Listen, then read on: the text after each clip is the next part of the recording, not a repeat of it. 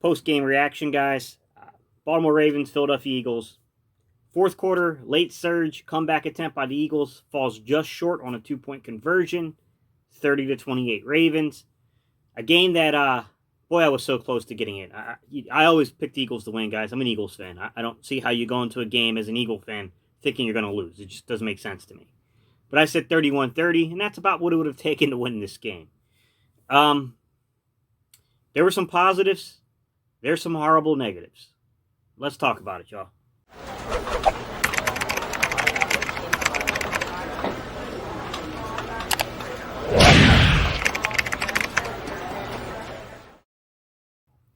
What's up, Eagles Nation? What's going on, NFL world? How you doing, division rivals? This is Steven Hyder with Gate City Sports Channel, the sports channel where the cerebral NFL fan comes for about 10 minutes of daily content. Good morning, good afternoon, or good evening, whenever it is you get around and watching this, guys. Once again, my name is Steven Hyder, and this is Gate City Sports Channel. All right, y'all, let me scoot up a little more. All right, today's topic. Let's talk, man. Let's talk about this game. The good, the bad, the ugly. 7 offensive linemen, guys. 7 offensive linemen have left the game for the Eagles at this point, okay? Andre Diller didn't even get to start the season, all right? Isaac Seumalo, out. Brandon Brooks didn't even get a chance to start the season, out. Lane Johnson, out, all right? Jason Peters, out. Like, come on, guys. I mean, it's getting to the point of being ridiculous. I mean, we're just losing so many different players off of this line, right? Matt Pryor, out. That's a 6th guy. We just lost a rookie this week. He's a 7th guy. So, I mean, the line is a problem. The line scares me, guys.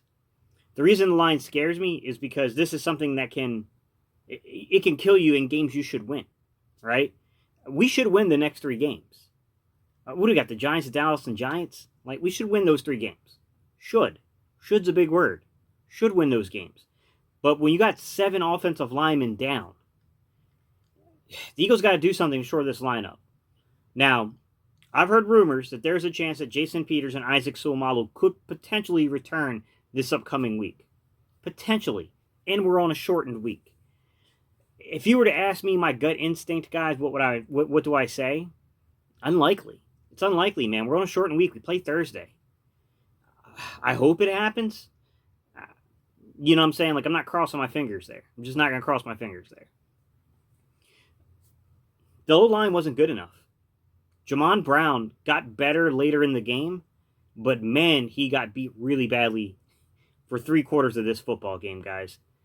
And those 3 quarters matter. Those 3 quarters kill you. Carson Wentz was taking shot after shot, guys. We can say we want to about Wentz. The first 2 games of the season, I do think Wentz was a major reason why we were losing. Okay? I thought towards the 4th quarter, second half, basically that Cincinnati game, I thought he's got himself together. He looked like a different guy to me that game. He looked like a different guy to me in the Pittsburgh game. He looked like a different guy to me in this Baltimore game. The kid was willing himself there. I'm not going to lie, guys. If you don't think that was a gutsy effort, if you don't see that kid earned respect in the locker room last night, or yesterday afternoon, I guess I should say, I don't know what to tell you guys. I just think that you're to the point of where you don't like this kid so much that no matter what he does, you're never going to acknowledge it. You got to acknowledge it. It was a gutsy performance. Is there things to still clean up with Carson Wentz? Yes, man. He's got to stop the fumbles. We can all make the argument that, look, the first fumble, like, that was a tough one. They held him up, stripped the ball from him. Generally speaking, the refs blow that play dead. I get it, guys. At the end of the day, you're the captain. You're the team leader. You don't make that mistake. Holding you up, stripping the ball or not, you got to hold on to it, man. You cannot give them short field like that. That's how teams like the Redskins, whatever they're called, the Washington football team beat us. That's how this Baltimore team, for the most part, beat us, right? They got the first possession of the game was inside of 50, and then they got turnovers. You know what I mean? Like, they're opportunistic. That's how they operate. And you got to give the Baltimore Ravens defense credit. That was a really good defense. Like, better than I thought, to be honest. I knew it was a good defense. I knew their secondary was going to be very stout, but yeah, I mean, Calais Campbell is still a monster at his age. No doubt about it.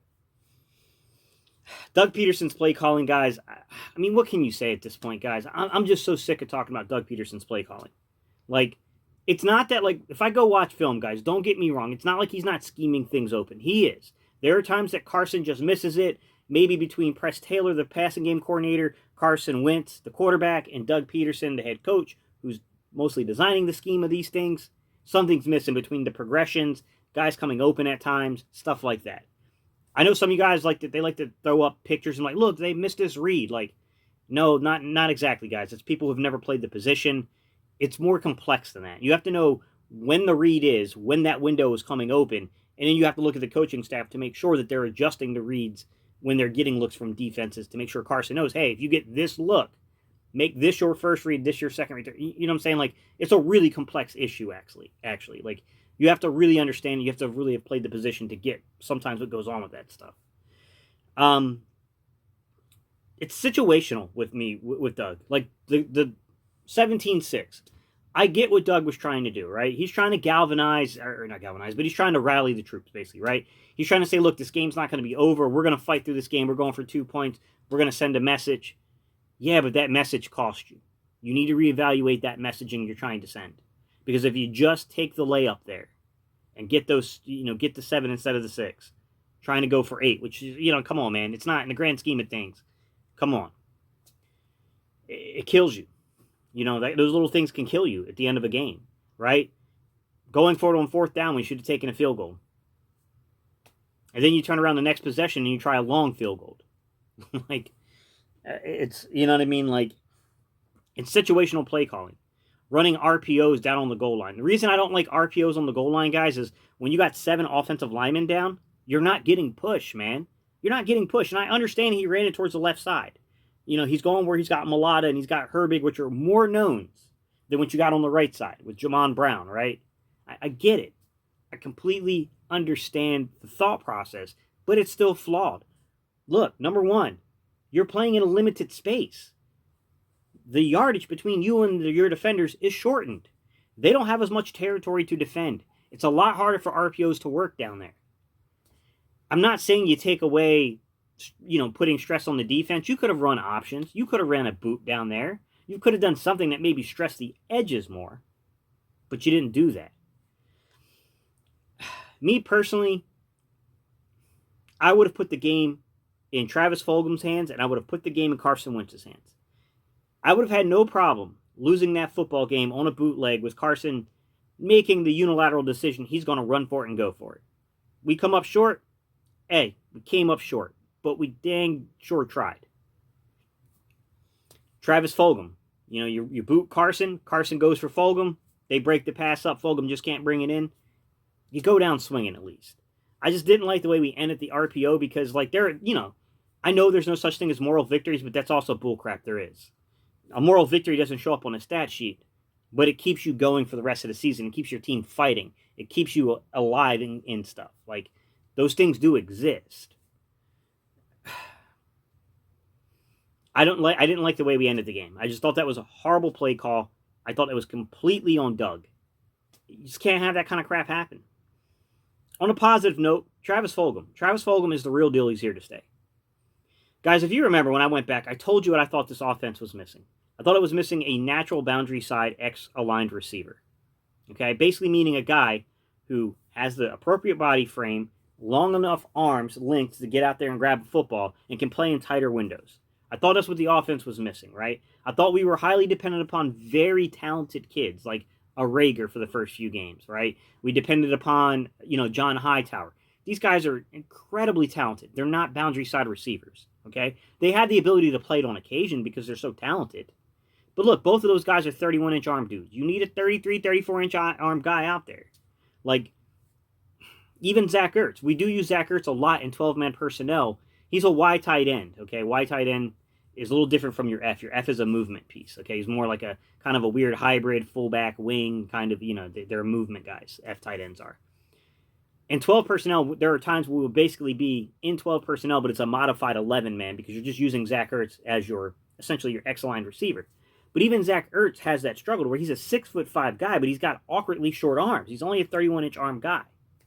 I know you guys think like, oh, Gabe, man, you just go way too deep for stuff. Like, no, I don't, guys. I'm telling you. I'm someone who's coached this position. It matters. It matters. Your arm length matters in tighter windows. It does. It has to do with your catch radius, man. It definitely matters. And as soon as we plug Travis Fulgham in the game, it's awful funny to me how good Carson Wentz looks. You cannot tell me with a straight face you guys don't notice that. It has to do with that, guys. That's why I kept saying we needed Alshon back.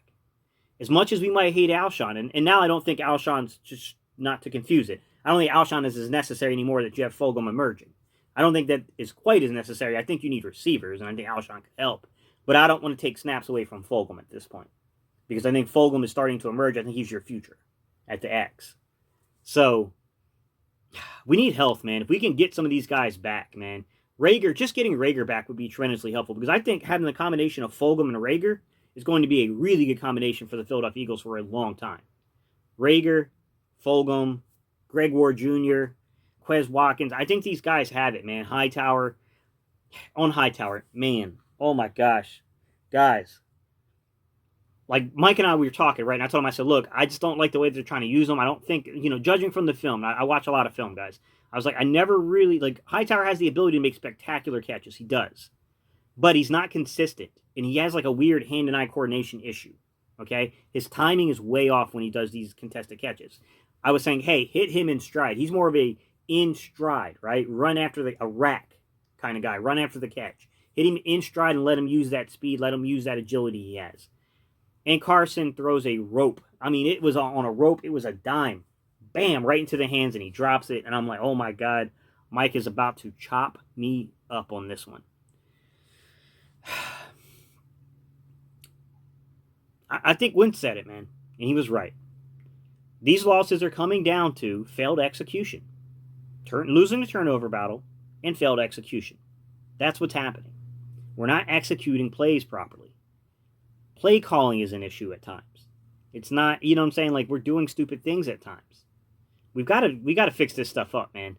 Because it's not enough just to win the NFC East. This NFC East is just horrible. Like, winning that means nothing. You need to put together some kind of faith that you can compete. We need to see an ability here to compete. And I don't see that yet. And I think that's the larger issue at hand here. All right, y'all. These are my thoughts following this game. We got a short week, guys, so I'll try to break down some film if I can. I can't promise that because the game's on Thursday, so I might try to, maybe I can do some film over the weekend for you guys as we're preparing to watch Sundays without the Eagles playing, so, because we have a Thursday game, so I can do some film study over the weekend and maybe do some more extensive stuff. We'll see. All right, y'all. That's the spiel for today. Let me know what you think. Leave your comments down below. You know we end these videos. We do a little E-A-G-L-E-S. All right, y'all. Let's go, Eagles.